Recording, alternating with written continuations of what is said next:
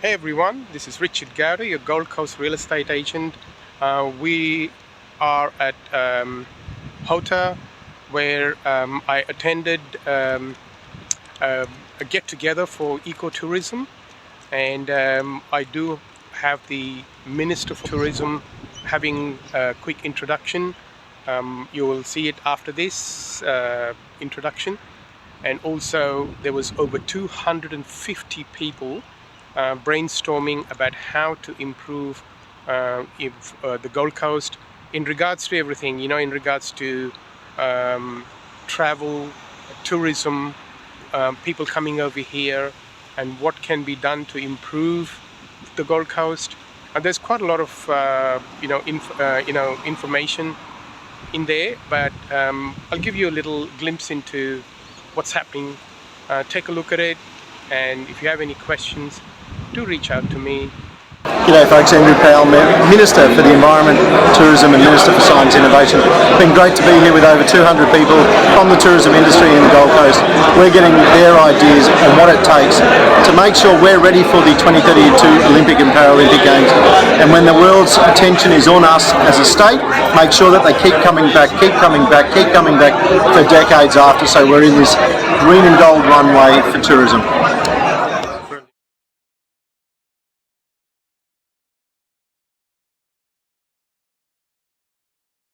Itself, and we'll give you another 10 minutes starting now. Questions up there. Tourism-related outcomes you'd like to see from 2032. Tourism-related outcomes. And the next one is how can the tourism sector support that? And think about it through the lens of infrastructure events, destination promotion, however you can interpret that. But how can the tourism sector support it? What would you like to see? And then how can the tourism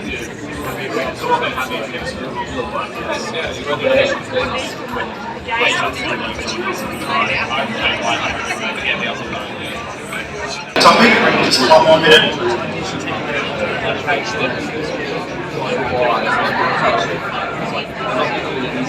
Andy, Mac. How are you, mate? Good to see you. Quite frankly, it's been a long year. I want to go to anything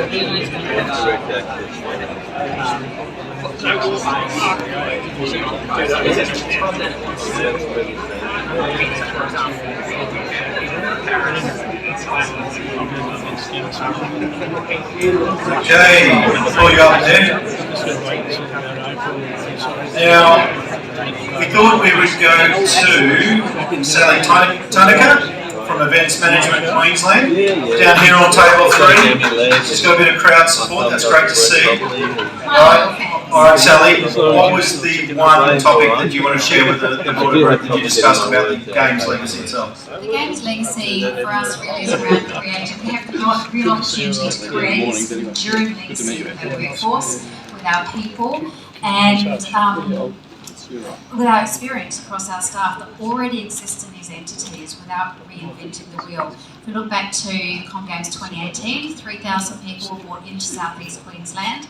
Last day of the Games, they were made redundant. So we lost our IP, we lost our experience, we lost all these highly trained people to other events. So if we can really invest in our people, we've got such great companies that already exist, WSL, Q of course, the Brisbane International, they're already delivering world-class events. So if we can bring them in to keep delivering for the Games and not lose that for us is a real win and creates a real legacy for us. I love it. Hang on to the people.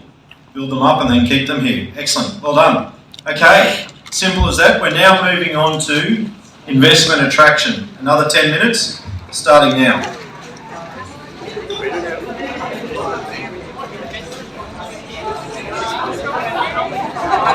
That's a good one. What I'm saying. Alright. Investment attraction.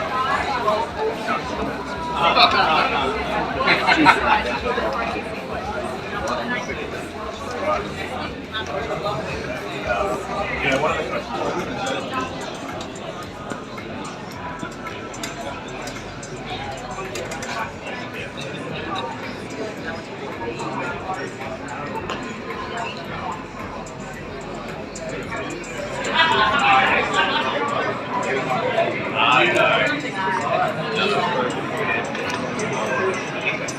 I mentioned the post-it notes before. Over the course of the 14 workshops to date, the department is literally counting how many post-it notes we've collected. We're up to over 9,000, so let's see if we can hit the 10,000 after today, to report back on investment attraction, I'm going to throw to Luke Oschwager from Parkwood Surfing Resort.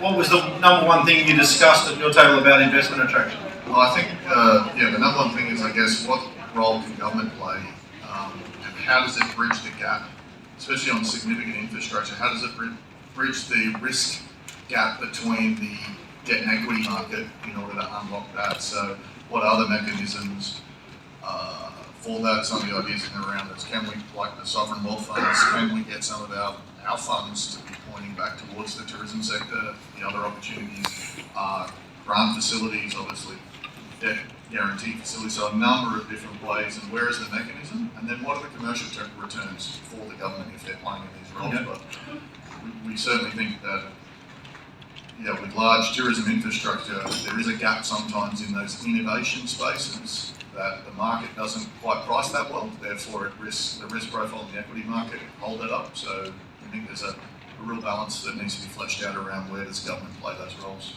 Excellent. I like the fact that you gave a couple of specific options that we could look at too. Thanks, Luke. Okay, tourism experience development. Tourism experience development, so slightly different topic again. 10 minutes starting now. Great to see the creative juices flowing. So when it comes to tourism experience development, we're going to throw to Anthony Arden from the Tour Collective. Anthony, table 22, right up the back there. Give us all the wave. There he is. How's it going? How's it going, everyone? One of the biggest things we see is a lot more investment in tourism. So developing the natural assets, but actually supporting tourism operators to invest in their own products so the products can grow and have super high quality products. You look at Cairns, the reef's old, it's been there forever. You've got Southeast Asia on our doorstep as well, with amazing products and similar competing products at better prices and cheaper rates. We need to be able to invest in our products so we can have super high quality ones and really get people what they're after. Thank you, Anthony. Like that idea. It raises a couple of other questions that I want to ask, but maybe hopefully you unpack those on your post-it notes as well. We're going to move to what John tells me is your forte here on the Gold Coast, and that's events delivery. So 10 minutes on events delivery.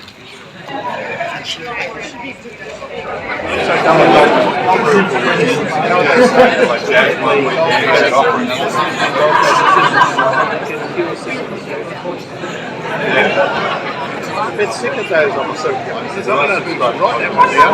If I write it down, I'll attribute to site Lois. I don't know. She might get a bit of a phone call after that. Look at the next one. Okay, But it's true. finish events delivery there, and who better to report back than Sam Pearce from the Pacific Air Show. Sam, where have we found you? There he is. What's the one idea around events delivery for the Gold Coast? I think overall, you mentioned that there's sporting, cultural festivals, multi-day. We don't want to be, I guess, focusing on just one particular avenue there. We're going to focus on all of them and make sure that Queensland's delivering, I guess, multiple, innovative, exciting, and a range of different events across the whole state. I guess just having a plan behind that. Obviously, you've got your mega event strategy, and then backing that with the I guess the financial component, the infrastructure, and making sure that those events can, I guess, the existing events can continue, and then that we can attract some other mega events and also small events as well, using that infrastructure that those mega events can bring. I think that was one point, but I think you might have wrapped 3 or 4 others into that. Well done, that was impressive. Okay, brings us to our last topic, folks, which is access and connectivity. So I noticed a lot of you have already started putting down points on this topic, but here's your opportunity. Okay, we'll get you to finish your conversations up there. We're going to ask Rachel Hancock from Experience Gold Coast to tell us her one idea on access and connectivity from the table discussion. Over to you, bring it home strong. Okay, so I just want to preface this. You said any idea, any budget? Well, I didn't say any budget, but I said any idea. So we said any budget. Go for it. So we think connectivity across Queensland would benefit from a 50-cent airfare. Maybe not 50 cents, but a similar concept, because it's definitely reinvigorated people catching the bus around Brisbane and Gold Coast and the likes. But how do we get people connecting between our regions? As part of that, well, we've got very cheap fares, which maybe Qantas is going to just give to us, otherwise you have to pay. We need to have the time of our flights to be much more friendly to the traveller, so we're not turning away from that idea because you have to spend 7 hours in a port or you get in at 7 AM and you can't get into your hotel till 10. So try and work on a better system that's cheap. That's it. All right, you were doing so well, but it took your 6th report back. I thought Gold Coast would be the first region to get through all 6 report backs sticking to one topic, but you've definitely strayed into 2 there. Good to know that Gold Coast is no different than the rest of Queensland, you can't count. But that aviation connection is a key one that's come up across the board, and particularly I was having the conversation on another table. We've worked as a government to bring airlines into the state, but we've not necessarily connected them up around the state, and it's a piece of work we need to look at doing. I can guarantee you it won't involve 50-cent airfares though. That would impoverish us. Ladies and gentlemen, we've come to the end of this afternoon session, and at the outset, can I give a huge thank you to all of the Department of Environment, Tourism, Science and Innovation staff who are in the room today. Can you put your hand, wave your hand? From across the board. Can I also thank those from Experience Gold Coast that have helped out with table facilitation, much appreciated. Well done. But most of all, can I thank you for participating. As we said, it was going to be a short, sharp session, but hopefully it got your creative juices flowing. We're going to take all of that away now. We are nearing the end of the consultation. Chad and I were just discussing what we're going to have to do to coalesce all our thoughts and our ideas around what you've shared with us. We did say it might involve red wine to help our creative juices to get flowing as well. But we've got a big job on our hands to get you a tourism plan ready by the middle of the year, but that's our commitment to you. But if you didn't get everything you wanted down on paper today, please know it's not too late. Friday we close off consultation, and there's a couple of ways up there that you can have your say still. You can send in an email direct to the email address, or you can jump online at that web address and you can either complete a survey or you can submit your own submission. So please, please, please, please, please, if you didn't get everything out that you wanted to get out today, get online and get your submission in by Friday. It's not too late. I really value the mood and the excitement and the enthusiasm that was in the room this afternoon. I really thank you for your ideas. I look forward to coming back to you in due course with what you've helped shape, and let's make the next 2 decades the best 2 decades Queensland tourism has ever had. Thanks, ladies and gentlemen.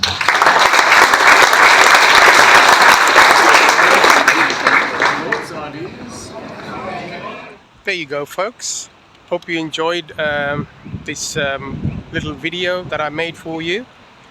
And also, if you're looking to relocate to the Gold Coast, or if you're looking to buy, or if you have a property that you're planning on selling here on the Gold Coast, in and around the Gold Coast actually, do reach out to me. You will see my details coming up. You can phone me, text me or email me. Until the next video, have a fantastic day.